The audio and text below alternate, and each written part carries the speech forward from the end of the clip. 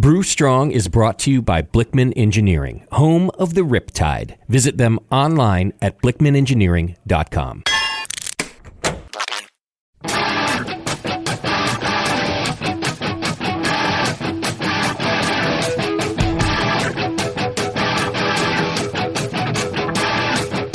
Brewers, it's time for the beer radio you've been looking for.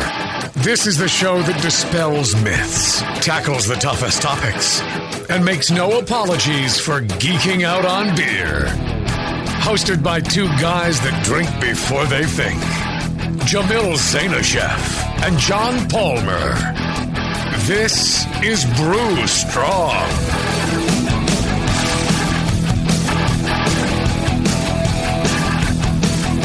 Welcome to Brew Strong. We are live from HomebrewCon in Providence, Rhode Island. My good friend John Palmer's here with me.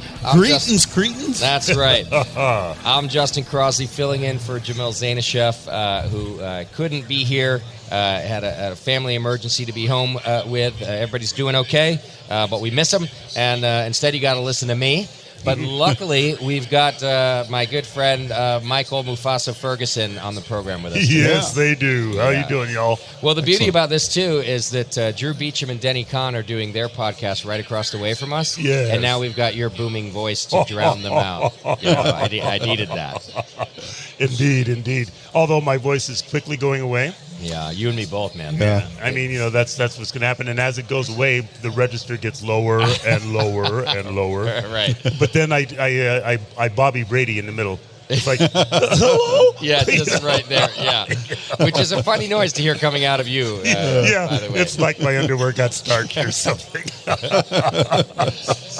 So, Mr. Palmer, we want to thank our wonderful sponsor, John Blickman, for supporting this show as he always does. Indeed, he's got a lot of great new stuff over there. Got some new Anvil equipment, including the all-in-ones, which we just talked about in the previous show. That's right.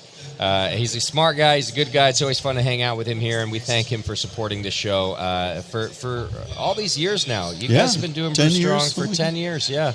The BN's about to have its 14th anniversary party tomorrow night. Yes. And John Palmer and Jamil have been working for free for all that time. I can't thank you guys enough. Any excuse to party. Yeah. Right. But is it really free when you're with the BN Army? See, that's what I say. Is it really free? I mean, it's like you trade this your work soul for fun. Yes. Oh, I see. Well, I didn't want to get that dark, but if we're going there, I'm the darkest guy here. You always are. Yes, I bring shadow to the room. Oh my gosh. So it is always super fun to talk to you, Mufasa, and one of the reasons we wanted to bring you on is I saw that you were giving a presentation this week. Yeah, a great title. About something that I thought is near and dear to our listeners. Over the years, we've seen a lot of our homebrew listeners go pro. Mm-hmm. It's always fun for me to go to the Great American Beer Festival, for example, and they come up to me and they say, hey, thank you for the information. They thank John. They thank Jamil. Right. I'm now a pro brewer. What was, and this was part of your presentation. What was the title of your presentation? The title of my presentation is, So You Want to Be a Pro Brewer? Are You Crazy? Yes, exactly. And a little tongue-in-cheek. But there had to be... There had to be some reality. There had to be some reality check because, with 7,500 breweries out there, 3,000 in planning, right? I mean, it's competition. The competition is fierce. Yeah. Right? So I think we, and like we talked about, the other night, I think that we aren't reinventing the wheel. Yeah. This has happened before. We've had...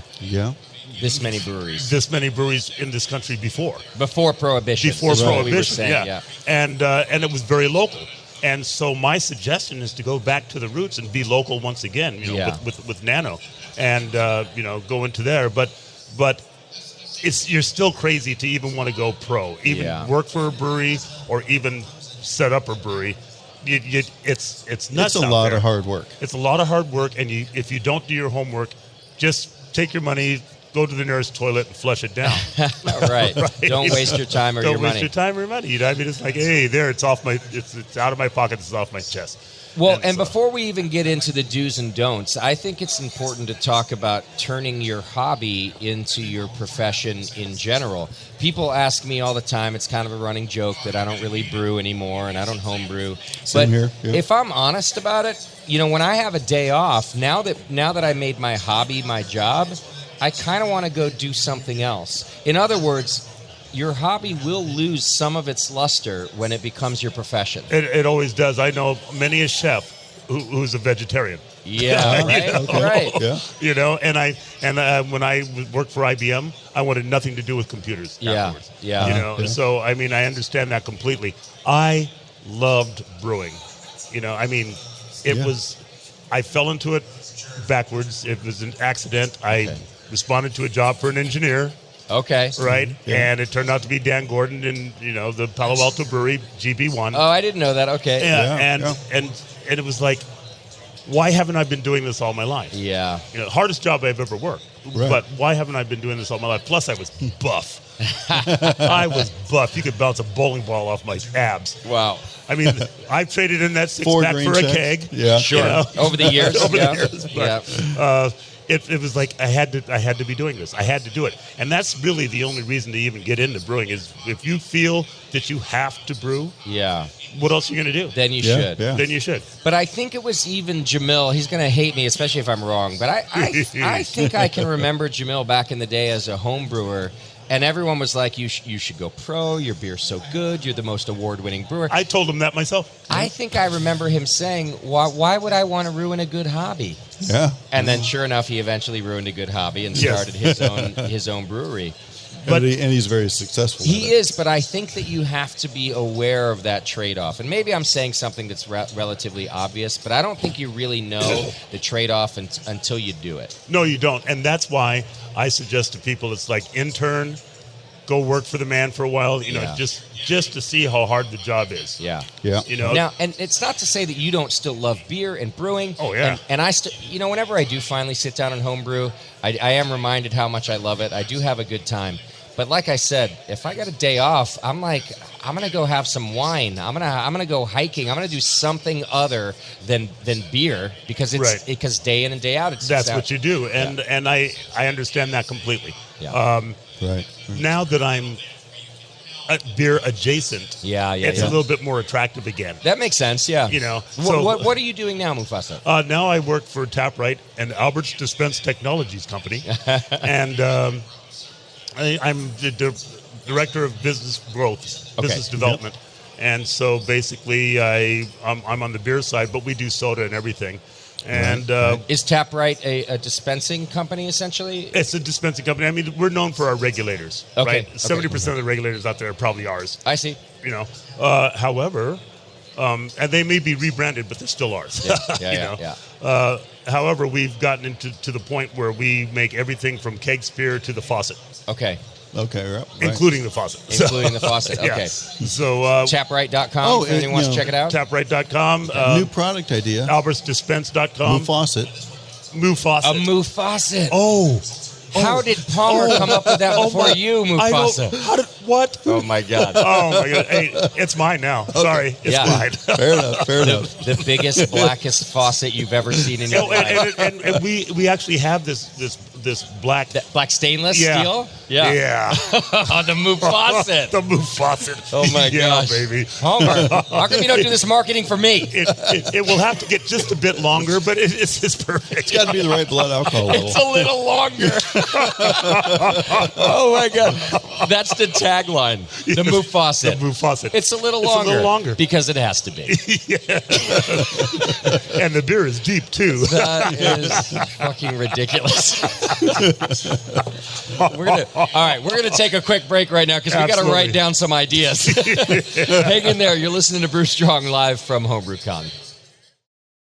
Are you looking for a simple brewing system that's great for all grain brewing, but everything on the market seems to be full of compromises? Blickman Engineering has the answer. The Blickman Brew Easy All Grain Brewing System. The Brew Easy is a complete system with easy upgrades and a beautiful compact design, perfect for any size brewing location. At its core, the Brew Easy is built on 2 gorgeous Blickman Boilermaker brew kettles, a high-temperature March pump, and either a top-tier gas burner or the new Boil Coil electric heater. The Brew Easy adapter lid allows the pots to stack on top of each other, forming an efficient, strong, and compact brewing setup that comes in 5, 10, and 20-gallon batch sizes. Upgrade your Brew Easy system with full automated control by adding a Blickman Tower of Power temp controller, and make moving around easy with the Blickman Kettle Cart. The Brew Easy is modular. If you already own a Boilermaker kettle, you can build your Brew Easy by purchasing just the modules you need. The new Brew Easy all-grain brewing system. See it today at BlickmanEngineering.com and brew with Blickman quality on your new Brew Easy.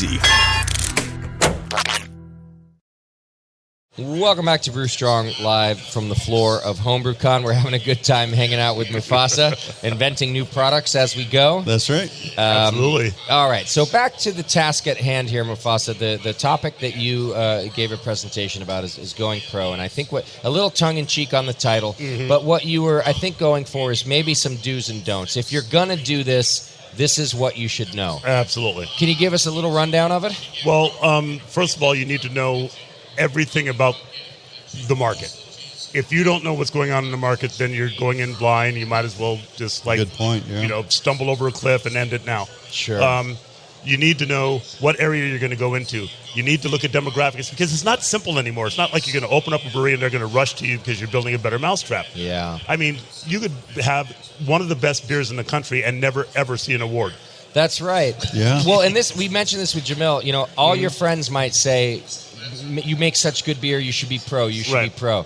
Okay, but once you go pro, let's be honest for a second, nobody gives a shit. No. It doesn't, it does matter how good of a brewer you are, but your friends are not the audience at large. So you need to know the market. You need to know the market. So you have to do your demographic search. You have to know the age group that's going to be in your area. You have to know who has the money. Okay. You have to know what audience to target. And people don't even consider that when they're opening up a brewery. Yeah. Who's your target audience? Now, I know some people that go in straight with a target audience. The metal brewers that are out there, there's a number of them. There's got to be like about 100 metal breweries out there now. They're Pantera. We're talking metal music, yeah. Metal music, okay. Right, and stuff like that. Love it. And they have these like really brashy beers. In fact, the name of this particular brewery is called Brash. Yeah. And Vince Mandeville from St. Arnold's fame. Okay. And he's got like all these beautiful old-time arcade machines. Yeah. Stand-up arcade machines. Right. And they do rage yoga on Saturday mornings. As in Rage Against the Machine?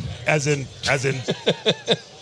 You're actually raging. You're actually raging. Yeah. So I understand that it's very cathartic. It's very therapeutic. Sure. And but they found a thing. They found a thing. They found a niche. They know their audience. They cater to that audience. Yeah. All right. And if you're going to just set up a brewery somewhere in some suburb and you don't know who your target audience is, you may get lucky. Yeah. But you're throwing darts with a blindfold on. Yeah.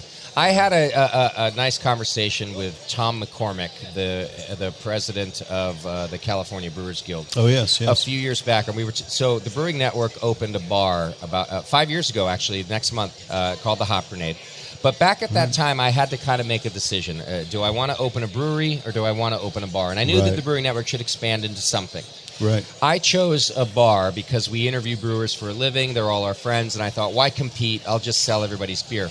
But Tom brought up this good point about our brand in the Brewing Network. And he said, I don't recommend that anybody open a brewery anymore if they don't have a story, if they don't have something behind them that people can relate to. Right. And what he was saying was that the Brewing Network probably would have done fine as a brewery. It has a story. We had a story. Yes. But he was very adamant that, that the market is as such that if you don't stand out with something that people can relate to, you're like you said earlier, you just give me your money now. Just hand it to me and I'll take it. And I'll take it, and then you can go home. So you're kind of advocating the same thing. You've got to know your market, but you have to relate to your market. You have to relate to your, and the slide said know your audience, and you have to know that. Yeah. You're moving into a town. I mean, metropolitan areas are saturated, except in some places. I mean, in some parts of the country. Yeah, you can still go into Houston probably. I mean, the metropolitan area is 5 million people.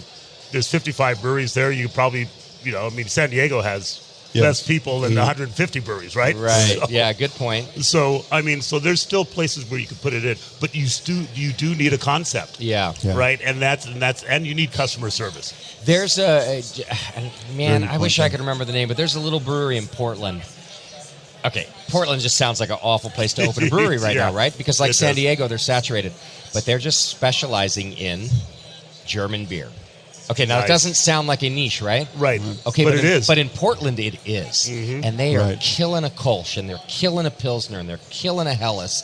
And I go there because of favorite that. beers. You know? Right? Yeah. But because of that, even though that's a very traditional style, that you're not reinventing the wheel, they stand out in Portland because of it. Yes. Right. And they're winning awards for these things. So you also have to be good at what you do. You have to be good at what you do. And that's what made Gordon Biersch stand out. You know, and I started with Gordon Biersch, so I refer to myself as a lager lad. Yeah. I was one of the original lager lads because everybody was making ales. The lagers took a little bit too much TLC, a little bit too much time in the tank, and you know, rotations were hard to do. Yeah. You know, but they're still like my favorite beers to drink. The drinkability of the German style lagers and the Kolsch, which is an ale but tastes like a lager. The drinkability of those beers is unbeatable. Of course. Right. You know? And now the craft brewers are doing that well. Maybe they have the time to let that sit in the tank. Again, they've gotten better. Yes. Okay, so know your market. What's next, Mufasa? Okay, you also have to know the local laws. Now, and the reason I say that is because there's so many things that can go wrong. In certain states and counties, you have to have enough parking space to actually open the business. Right. Oh, interesting. Yeah, so if you don't have the right number of parking spaces, you can't open. You can't open. Yeah. Right? So you need to know that before you go in and buy something and then just find out that, that law is going to bite you in the butt. Or how about the what BJ's did? They opened up a brewery in Webster, and their hub and spoke system they were going to do is like, we open up a brewery, then we take our beer to the restaurants. Yeah. Well, you couldn't do that in Texas at the time. I see. They didn't know that. Yeah. They should have known that, man. but they didn't. Got around it. They were big enough to survive that sort of thing. Went into Louisville. Didn't use a lawyer. It was a dry county. Oh my God! You're kidding me. Right. No. So I mean these things you really have to go in. I mean, people have already made these mistakes, so you have to learn from the history, right? Right. I'm so relieved to hear you say that a company of that size has made these mistakes. Yeah. I've done it too. And we had a guest on. I'll talk about them in a second. But even with the Hop Grenade, so we opened up a Hop Grenade in Fort Collins, Colorado. Now, our bar model is to be a tap room and a bottle shop. And in California, that means you can buy bottles of beer to go. Oh, yeah. Right? Okay. A bit like a liquor store. But Yep. you But can no have liquor. you can have them on premise, or you can take them to go. And I thought, so here we are. I picked Fort Collins. We have the sign made up, Hop Grenade Tap Room and Bottle Shop. Guess what? You can't buy beer to go in Fort Collins, Colorado. I fucked that up. I built my cold box to have built-in glass doors full of bottles because I thought you could take beer to go. I did not pay attention to enough of the details. Now, of course, we still sell bottles on site, right? But it's a fraction of sales, and I wasted a bunch of cold box space by not looking up that law. Right, and these are things you got to know all this stuff. Wow. Yeah. And if you look up my go to the website and look up my presentation, there'll be a checklist of stuff that you just need to look into. There's so many things. What's that website we're going to? We're going to the AHA website, right? Is that where the list? Yeah, the that's AHA right. does it. The BA does it as well. The BA does it as well. Yeah. So make sure that you check that out. But another thing, water restrictions. Yeah. Oh, People don't. This is why I suggest like nano breweries, because what you put down the drain could piss off a county. That's right. I've been monitored in Oxnard. They put monitors on us, man, and we had to watch everything we did, and it cost us a whole bunch of money to pre-neutralize before things went down the drain. They didn't want you killing off the bacteria. They also didn't want you feeding the bacteria. Right. So when you dump yeast down there, that's food for the bacteria. This is an excellent detail because some municipalities don't care, and others will be the most stickler you've ever seen. Absolutely. Yeah, we've talked to brewers about that over the years. Surcharges and all the rest. Yeah. And then another thing you have to worry about is the health department. Oh yeah. The health department. I've been Barley's Casino and Brewing Company, and I have copper drag chains in mine, but I was grandfathered in. Dave Otto, who was at the time the head brewer over at Big Dogs, he ordered a brew frame with copper on the outside. Okay. Well, the law changed, and he couldn't have copper. And he goes, it's on the outside. They said, doesn't matter. Something might spill on the outside and drip back in. They know not about beer, right? Right. But that doesn't stop them from enforcing it. He had to sandblast the copper off all his kettles. Wow. Ouch. So now here's the thing. We on this show, or you as a business owner, now you can spend time being annoyed at how ridiculous that is, right? But it's a waste of your fucking time. Absolutely. What you really ought to do is just pay attention and get it done. That's it exactly. You can't go in blind. Yeah. And especially now. Yeah. You can't go in blind. The competition is fierce. Yes, there's a lot of bad beer out there, and I hate to say it. Yeah, it's okay. We know. There's a lot of crap out there. Yeah. And unfortunately, crappy beer doesn't immediately shut you down. There's one case. That's true. There is one case that I know of personally that maybe lasted 3 months. That was. I won't talk about it because the guy has since passed. But the enormity of the situation now is, if you have good beer, you still might not be recognized. That's right. And bad beer, it's like if a high tide raises all boats, a low tide makes everybody smell. Yeah. Yeah. Right? Yeah. And so if there's a lot of bad beer out there now, it's affecting you because people are saying, well, that's what craft beer is. Yeah. It stinks. It sucks. Yeah. Right?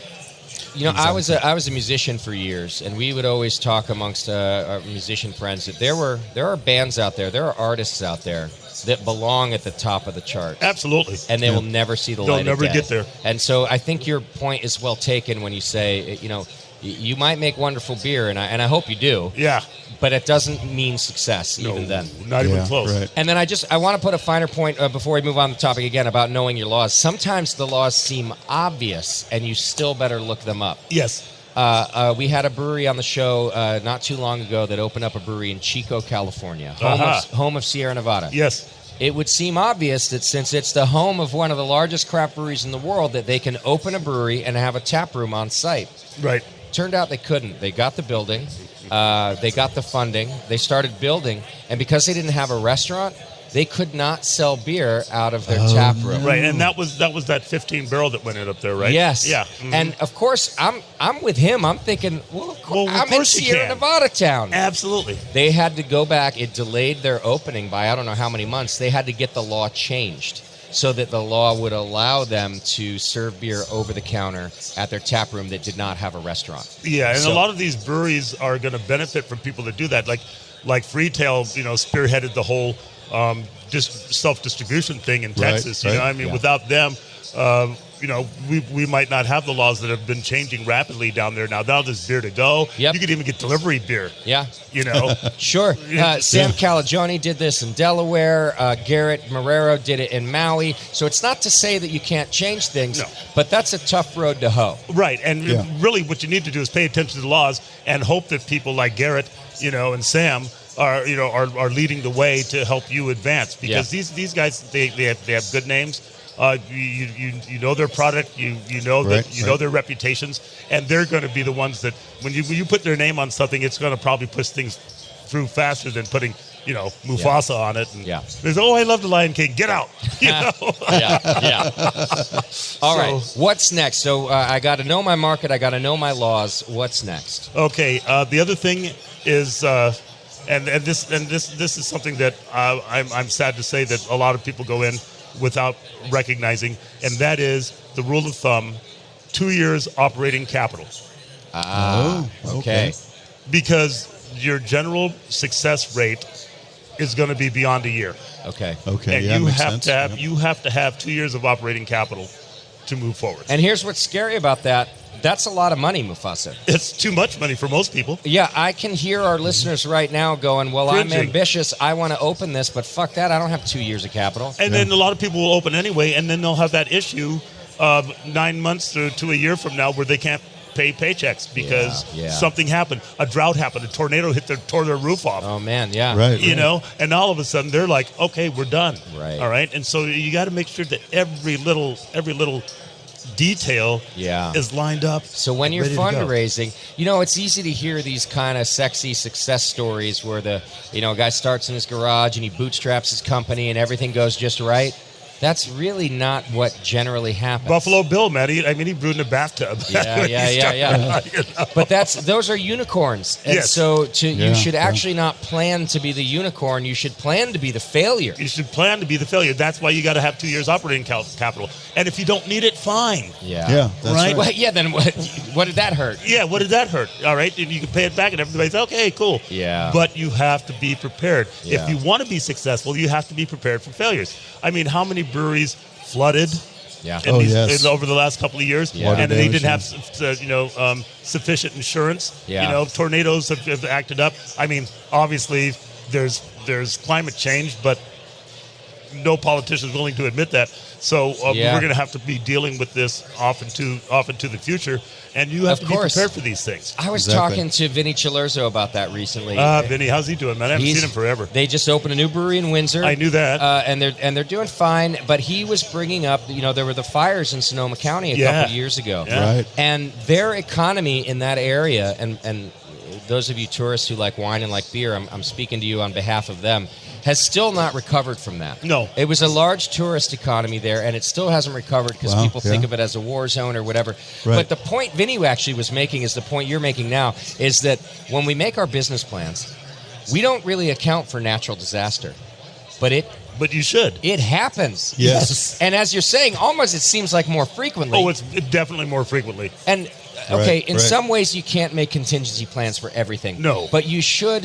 I don't know if it's on the insurance side, and I don't know if it's on the fundraising the insurance side. It's on the fundraising side. It's on the location side. Yeah. I bought my house at the highest point in Houston, 33 feet above sea level. That's the highest point. Yeah. Highest natural point. Oh my gosh. Yeah. All right. 33 feet above sea level. During Harvey, it came up to your doorstep? Up the driveway. No, we got lucky. Okay. Came up the driveway. Another 2 feet that might have gotten to the gate. Yeah. But my selling factor for my house is we didn't flood in Harvey. Yeah.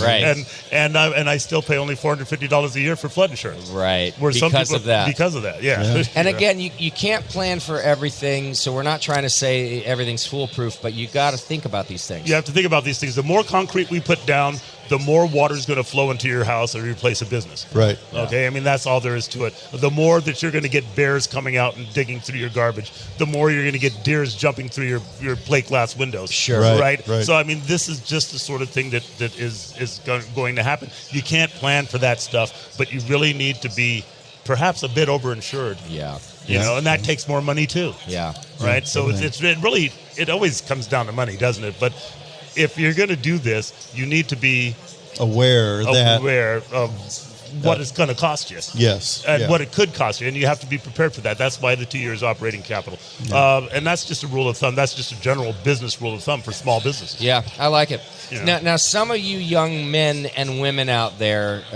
who are just out of school and you don't have a family yet, obviously your threshold for risk is a little larger. But most of the homebrewers I know, we're talking about their second or third career here. Right. So they got a family to think about. Don't put that all on the line and risk everything you've already built. And risk everything you already built. But some people are going to do that. Yeah. I talked to I was surprised at how many people actually came to the talk. They put me in the big room. Yeah. And, I believe it. And it was almost full. It Yeah. was like, what? Yeah. 9 o'clock in the morning. Didn't you guys drink last night? Right. Yeah.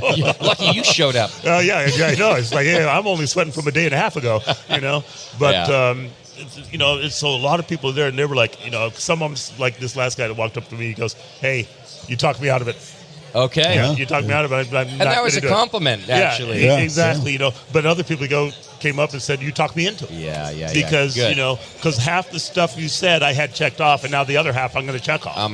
Right? And so, I mean, as long as you go into eyes it, wide open. eyes wide open. Yeah. That's the exact term I use. As long as you go in with eyes wide open, and you are perfectly willing to lose your shirt. Yeah. And your wife. Right. And another point, I remember going over to the island of Honolulu and opening up a Gordon Biersch. Mm-hmm. And my girlfriend at the time called me up. Yes, I had the 5,000 mile whip called the Motorola flip phone, and Yeah. Dan Gordon kept whipping me with it. Yeah. Push the button, start it, push the button. Get back to work. You know? But so she calls me up and she goes, I'm going to throw your stuff out on the lawn if you don't get home soon. It's Oh like, my gosh. I'll get Dan Gordon to buy me new stuff.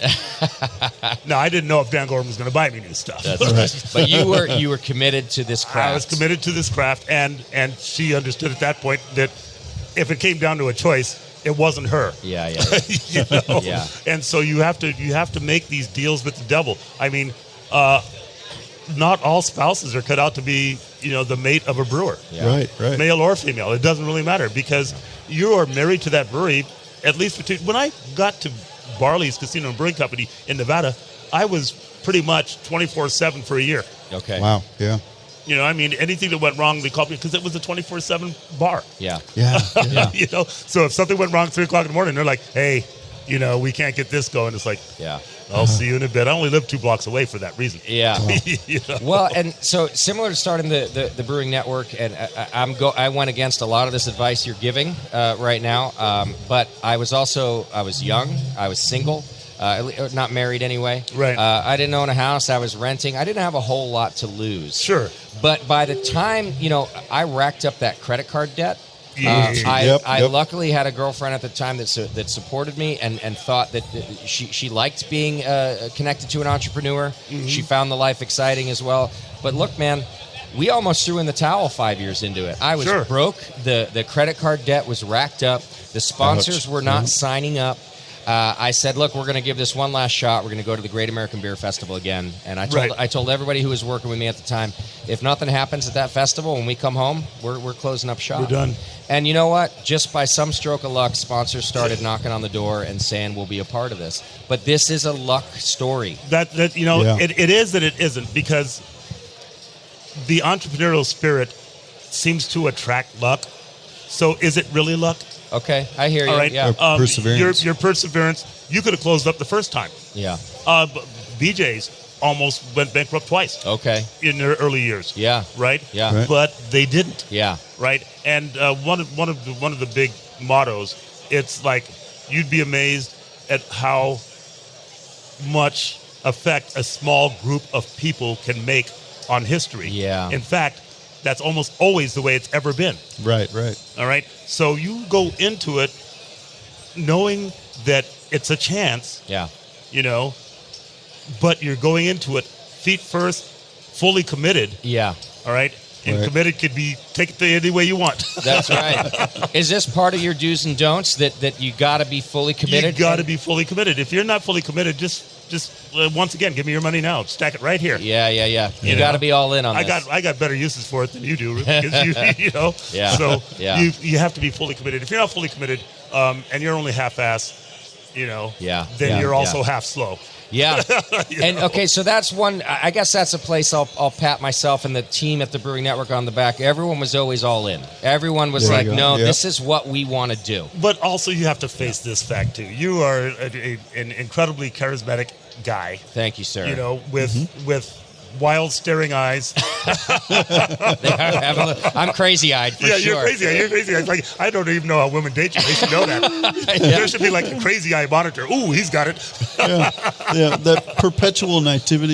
Yeah. Okay, but so maybe this is something that is in your do's and don'ts too. You got to know yourself well enough to know if you're going into the right field. You have to be honest with yourself. And I think I knew that about me, that I could Right. go, all right, crazy or not, I'm gonna go down this road. Yeah. And you have to know these. You got to know your skills. Maybe you're a good brewer, but your skills are more in the back office running the business. Absolutely. So you got to recognize Right. these things too, right? Right. Okay. You certainly do. I mean, I was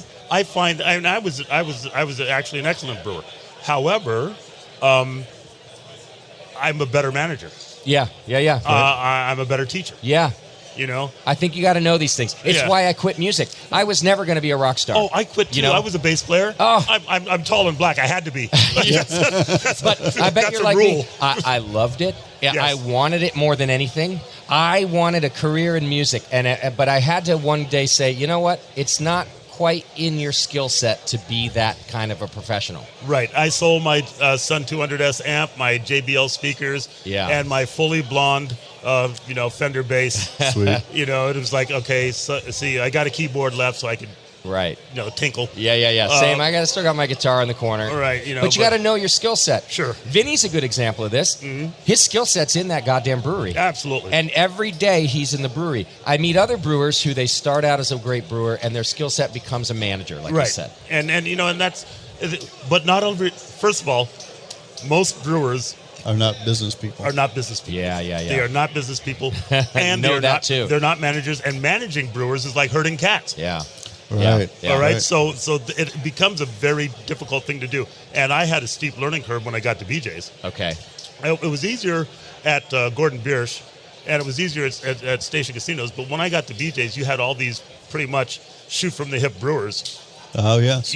Out there, and they're like, why should I listen to you? Who the hell are you? Right. And it's like, oh, okay, it's going to be like this, is it? All right. And it took 2 years, and then one time, Alex just called myself and Owen into the office and said, you two better get it together. You're both out of here. Yeah. It's like, okay. Get your shit together. Yeah. So, okay. And then, you know what? We reeled it in. We reined it in. We were successful. But, you have to believe in yourself that you could do it. Yeah. Yep. It would have been easy to just say, okay, see ya, I'm going back to Vegas. They offered me $20,000 not to leave, so I can go back there, and boom. Sure. But I knew that I had really hit the ceiling there as far as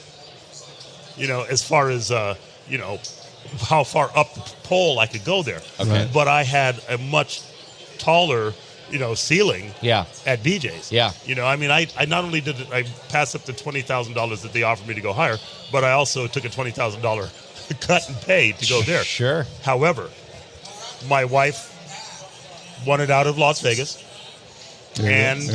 So that meant I wanted out of Las Vegas. Right. There are these exterior benefits. Yes, absolutely. And I have to admit, I married up. She's smart. She's got 4 degrees, 4 certifications, speaks 4 languages. It's like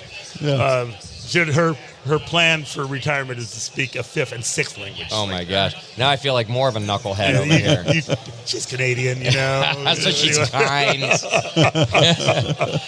So, part of what I like about what you're saying, we haven't touched on this, is I keep talking about being an entrepreneur and being a brewery owner, but that wasn't the all-encompassing part of your talk. Maybe I just want to go work at a brewery and that be a was brewer. how I started. Okay. I said, first of all, if you're going to get to this business, you need to know what it's about. Okay. Yeah. So go work for the man. All right. Or intern. Yeah. Right. I've had 18 interns. Only 3 went into brewing. Wow. No. Okay. I've had 50, 60, 70 trainees. Yeah. And only about half of those stayed in brewing. Okay. Right. So so many people got there and realized, this is hard work. Yeah. I thought we were gonna make recipes and we're gonna put this in there and then we're gonna sit around the table and drink. It's like, no, this it's hard work. Yeah. You got to grain out. You got to take those smelly baskets outside. You got to do all this stuff. You got to crawl into vessels. You got to scrub stuff. I tell them even before they start, it's like we're janitors that can cook. Yeah. Right. And we drink a lot of coffee. If you don't understand that, you're in the wrong place. That's right. And most of them didn't understand it until they worked there. Understand this gig, and the best way to do that is to go work in it. And every person that feels that they need to be a pro brewer, needs to go and see what it takes to be a pro brewer. Yeah, absolutely. It's hard, which is why I suggest the Nano once again. Okay. Yeah. Because anybody could sell 2 to 7 kegs of anything. Sure. That's a good point. And it's real easy. Now most places you can self-distribute. You got 1/6 barrels that you can put out there. You don't have to you can have a staff of one if you want. Yeah. Heck, you can buy a more beer system that's brewing you half a barrel of beer at a time. Absolutely. And I showed the more beer. I showed the Blickman. I showed the SS. There's a couple of others I could have shown, but I was running out of time. But I mean, just to let people know that there's these really fun systems out there that you could brew on. You could go all electric. You could go programmable. You could do all kind of different things you want to make your job easier. Yeah. But you're still talking, even if you're going with a one barrel, you're still talking by the end. By the time you buy uni tanks and all that stuff, and a chiller and grist mill and stuff like that, you're probably still talking $50,000-$60,000 investment there. Yeah. Plus, you got to lease or move into somebody's existing business, which is what I suggest. Yeah. I've actually scoped out 2 places where I could move in a nano brewery right now. Okay. In an existing business that has a built-in audience. Yep. There you go. Yeah. Right? This is a good point. So, I mean, these are things easy to clean, easy to make storage, easy overhead. You could piggyback your orders on a bigger brewery. You just go up to another brewery. In Houston, you go up to St. Arnold's. You go to any of the other smaller ones, 11 Below or something like that, and say, hey, you're ordering grain, make it 2 pallets. I get your discount, and I'll buy half a pallet off you. Sure. And by the way, in today's market, these existing breweries that didn't make it are gonna come up more and more because they're not listening to Mufasa's advice. They're not, and the shakeout's going to happen. And this is my cautionary tale. It happened in the '90s when we had a lot fewer breweries. Yeah. Right. All right. There's a lot of bad beer out there. Yeah. All right. The audience is becoming savvier than they were. Yeah. And the search for variety is making it much more difficult for these people to have these beers. That's why a tap room is so much smarter than opening a brewery. I mean, I've not made a whole bunch of smart moves, but I do think that's one of them. And that was always my case. People would ask me, it's like, when are you going to open your brewery? It's like, if I open anything, it's going to be a tap room. Yeah. Why add my 8 to 20 beers to the 80,000 that are out there on the market right now? And I think this is also a good point because there are a lot of different jobs in the brewing industry that you can take on. You can have a love for beer and not open a brewery. You can open a tap room. You can start writing about beer like our friend John did. Like, I use his book as my textbook at UNLV. Yeah. See? That was always a high point for me. Yeah. You can become a consultant. You can become a manufacturer like John Blickman. Right. Back to music. I took a music class, and this professor, it was a college music class, and there's 150 kids in the room, and he said, "Raise your hand if you know a rock star." Not one of it. No, nobody knew one. Nobody was really. He's like, okay, that's how rare it is to become a rock star. None of you even know one, but I'm here to tell you can have a career in music. Yes. You can be a studio musician. You can be a wedding band. It's amazing how many studio musicians are out there. And so I think that brewing is a similar thing. Of course, everybody wants the sexy, shiny Russian River Brewing Company. Of course. But you can still have a career in this gig. Absolutely, you could have a career in this gig. And you know what? And as I get closer to retirement age, I mean, I may look like a young buck to you. Yeah, what are you, 45, 46 now? Right. I will be at my eligible collecting Social Security age in August. God bless you. Yeah. So basically, I'm looking to run a tap room or something like that. I mean, I want to get away from the daily grind of having to produce. And get into something that could be real enjoyment, because I know so much about beer. A lot of these brewers walking this floor here, I've forgotten more than 10 years ago than they'll learn. And it's just, I mean, I got into this 30 years ago. Yeah. I mean, this is 30 years. Yeah. I was a lousy home brewer back then, but I'm a much better home brewer now. Yeah, right. By the way, I think it was, speaking of that, it was Mufasa who came on the show and said, extract brewing is not brewing. Oh, man, we got a lot of blowback from that. I know you did. Wow. Let's do this. We're going to take a quick break, and when we come back, we're going to get Mufasa's top tips of why or why not to go pro. Hang in there. You're listening to Brew Strong. We'll be right back. Welcome back to Brew Strong. We are live from HomebrewCon in Providence, Rhode Island, talking to our good friends. Always so much fun to talk to you, Mufasa. And at the break, we were just talking a little bit. I think it's important to note, we're giving you cautionary tales. We're sort of telling you like it is, so Right. that you can go in this with eyes wide open. Mm-hmm. But we don't want to gloss over the fact that we are still in one of the best industries there is. So we don't want it to sound negative. We don't want it to sound negative. When I was doing Beer Geeks, David Page, who was 40 years in the news industry and was a war correspondent and interviewed all kinds of people, he was absolutely amazed at how nice and how cool the brewing industry was. Yes, yeah. He was like, "Is everybody like this?" I said, "Yeah." You know, with great risk, there is great reward. Absolutely, as there is in this. I got invited to do a podcast conference once. They wanted me to give a presentation because I'm one of the only people who have made a career in podcasting. I think I can count them on two hands. Right. You know, it's not that many. It's a tough business also. Well, everyone else giving presentations there was really like hurrah, hurrah for podcasting. Right. I kind of got up there and told them like it was. I told everybody there who was bright-eyed and bushy-tailed about making a career sitting in their living room recording themselves about how fucking tough it is. And I've never been invited back. But I had a number of people afterward come up to me and at least say, you know what, thanks for being real about the risks involved and how difficult it is. You really got to be good at what you do. Yes, absolutely. In everything. In everything. And if you're going to make a career out of it, you have to you have to be committed. You're committed to doing what you do. Yeah. Right, I mean, right. you converted your house. You know? Yeah. I'm committed to not having a real job. Is frankly what I'm committed to. And I understand that. I understand that completely. I've always worked ever since I was 14. That was the youngest age you could get a work permit. Yeah. But before too, that, by the way. I mowed lawns and I remember when you could get 5 cents for a 7-Up bottle? Yeah. I used to collect bottles, man. I buy candy for a week. Yeah. But so I've always been committed to A working. strong work ethic. Yeah, strong work ethic. My father taught me that. He was the smartest man I know that ever got through the 3rd grade. Okay. You know? Yeah. But he was also a chef, so what can I say? Sure. So give it, in summary, what are your top tips and top do's or don'ts for someone who wants to work in this industry? Okay. Top do's, because most of them are do's. Yeah. But let's start out with the stuff that's going to affect you the most. There's 7,500 breweries out there. The competition is stiff. Right. If you're going into a package brewery, a microbrewery, which most of the craft breweries are, the shelf space is limited. Right. You've got AB InBev, you've got Heineken, you've got, I won't include Double Mark out there because I kind of like them. But the fact is, they have shelf space that you'll never get. Okay. Right. You will gotta never know get that. You got to know that. And you've got to compete for that 3-foot section. Yeah.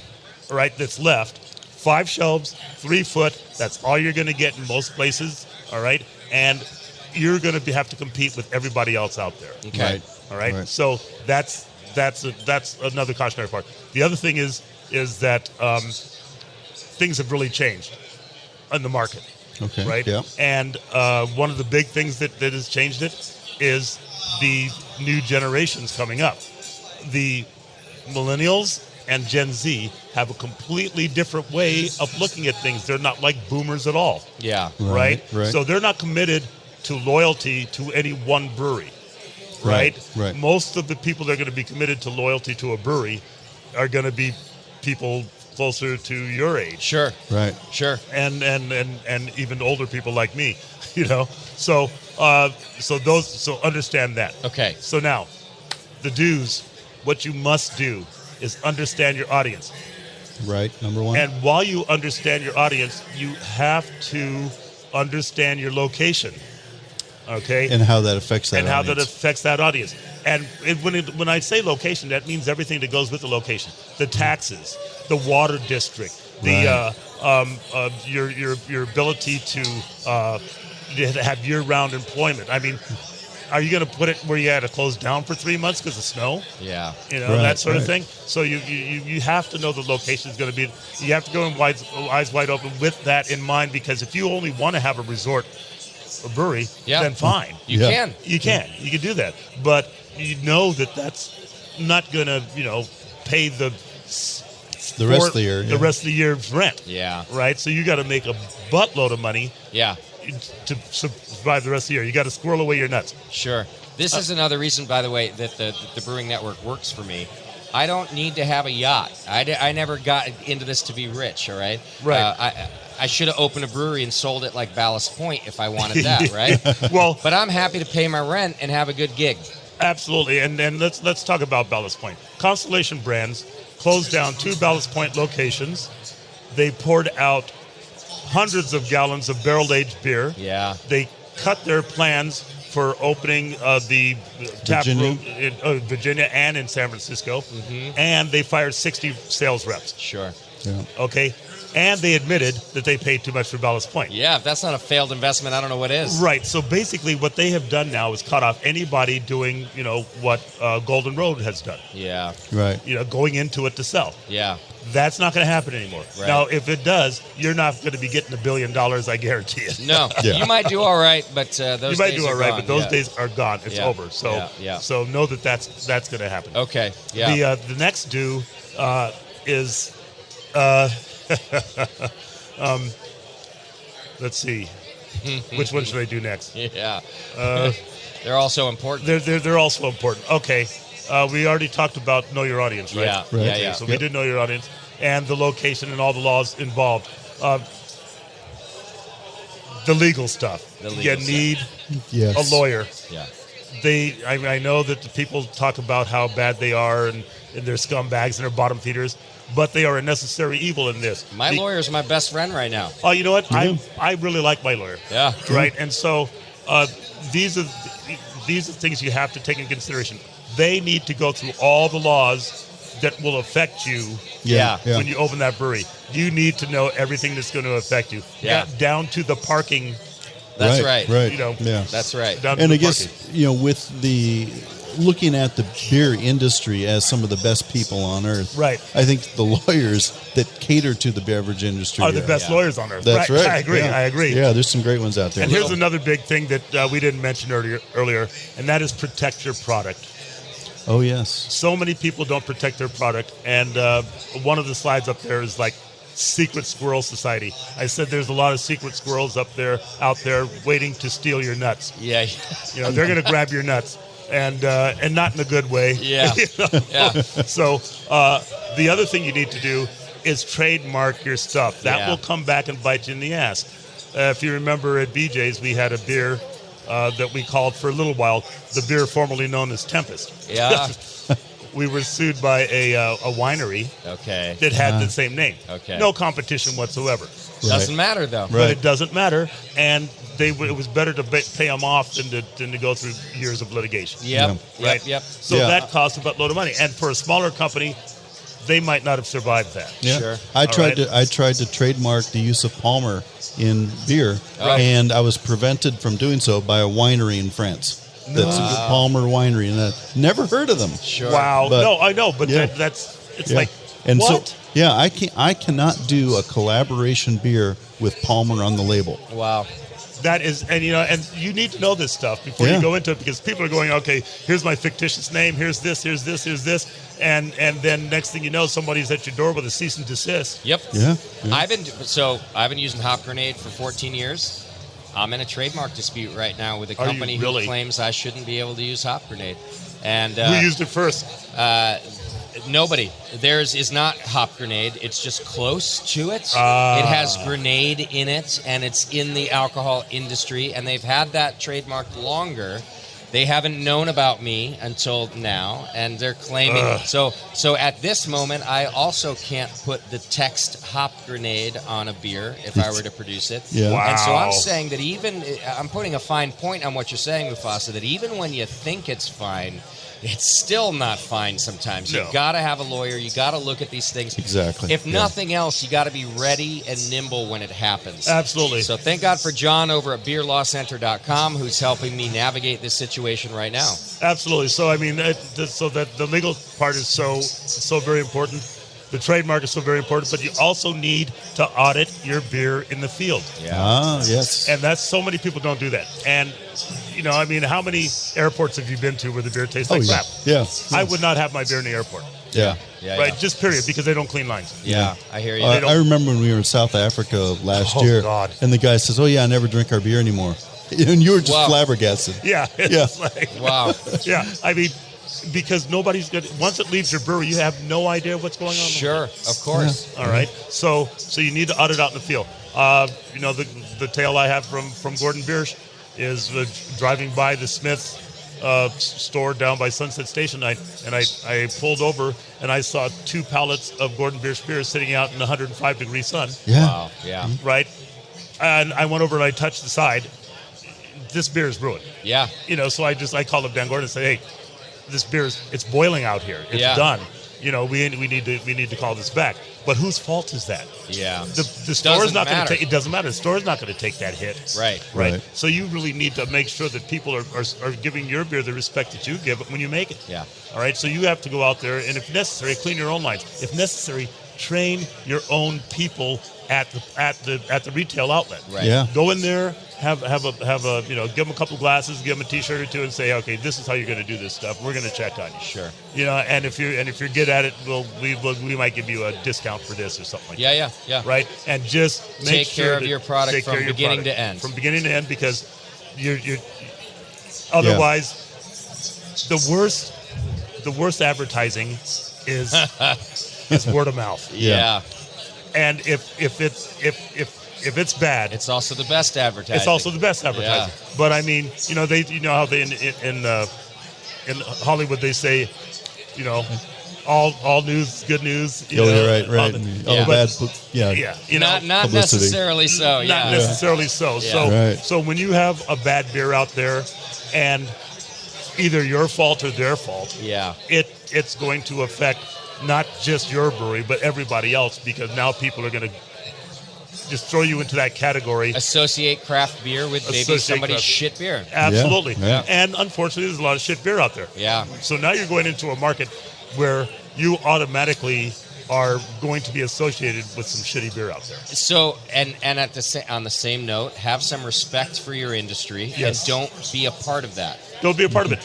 I wish more brewers would throw away beer. Yeah. Yeah. Agreed. I mean, gone are the days where you can put some raspberry syrup in it and call it a sour. When I listen to podcasts that don't pay attention to audio, that don't pay attention to content, I'm actually offended. You should be. It offends me that they have the balls to get into an industry that they didn't pay attention to. They didn't do their homework. They didn't learn how to be a professional. Right. And it bothers me. It offends me. And I Right. think brewers should feel the same. Brewers have to feel the same, and Right. as a group of brewers, we need to defend that. Yeah. All right. It should be all of our jobs. Yeah. Exactly. To defend that, to Yeah. make that, and it's hard to tell a brewer who's nose blind to a product that he sells. It is hard, but it's necessary. It's necessary. Right. You It got to is. tell them. Yeah. Right. Yeah. And one of the things that I tell people to do is invite in the homebrew club, which a lot of pro brewers just like but Yeah. invite in the homebrew club, have them critique your beers. Yeah. And I did that. I wasn't afraid. Good. When they often told me what category to put it in, and that category won. I know a lot of bar and restaurant owners that hate Yelp. I'm not one of them. I love it. And here's why. Yes, are there maniacs out there that make reviews that are out of left field? Yeah. Absolutely. However, I can see a common theme when I read my reviews. Sure. And so if there's a common theme about slow customer service, for example, Yep. guess what I probably have? Slow customer service. If you go to a homebrew club and you give them your beer and there's a common theme about diacetyl or under attenuation, guess what? You're probably under attenuated. Absolutely. So you should seek out this feedback and find common themes. Yes. Yeah. Exactly. Yeah. Well, if I can do this, Mufasa, to sum it up in after listening to you, it's going to sound a little obvious, but if you're going to go into this profession or any profession, right. be a professional. Yes. And what that means is all of the things that you've said, Mufasa. You got to know your market. You got to know your craft. Mm-hmm. You got to understand your own skill set. You got to understand how to get your product to market in the right way, how to take care of it. Be a professional is all-encompassing. It is. And And too it many really people does. want to stumble into a profession. Oh, all of a sudden, we're all professionals at Right. everything. We're absolutely not. I am not a brewer, okay, and I won't pretend to be. And I hope you don't either if you're not a brewer. If you're not a brewer. and this is, be a professional, you're right. It sounds obvious, but you have to understand what that phrase means. Yeah. Yes. Being a professional means that you go in Yeah. knowing what you're going to do, that you've done your homework. Right. that you know the local laws, that you know how many parking spaces you have to have, that you know that you can't off-sell beer if it can't off-sell beer. You know that you're in a dry county, or you know that you can't self-distribute. You need to know all that stuff. Yeah. You need to know the demographics of your area. If you don't know the demographics of your area, you're just a lost cause, because you have to target your audience. And, you could have days for millennials and Gen Z. You could have days for boomers, but you need to know what's going on. You need to know who has the money in your area. Yeah, that's absolutely. Right? And the competition is not just other breweries. It's tap rooms. It's bars. That's right. Yeah. It's wineries. It's wineries. It's any place that has an alcoholic beverage in it. That's right. Right? Yeah. And so when you say, oh, yeah, there's only one brewery in town, yeah, but that's not all you're looking at. Yeah. How many tap rooms are there? Yeah. Is there a winery close by? Are there tasting rooms for, are there these like, what's the Bricks? That's one of those wine places that opened up all over the place. Yep. You need to know that these are going to be competition, and you have to know what other ancillary items you need to carry to keep your audience solid, because the guy might want to come there, but the girl might not, or vice versa. Yep. Because the guy only drinks Bud Light and she likes, Imperial Stouts, right? Yeah, exactly. Yeah. So you have to have your audience keyed in by the beers that you make, and the beers you carry. There we go. Look, you're going to make mistakes along the way. You're going to learn as you go, and that's part of this process. But if you're going to be a professional, be a professional. Be a professional.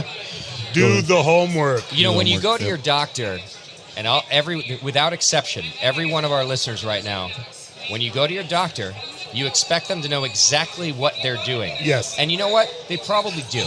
Right. They spent the time going to school. They spent the time getting educated. Now they've spent the time in practice so that when I go, I trust what I'm doing.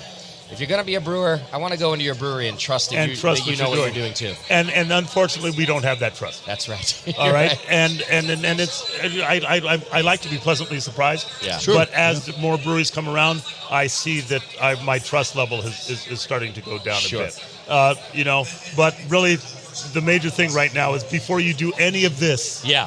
Right. Before you do anything, go intern or work at a brewery.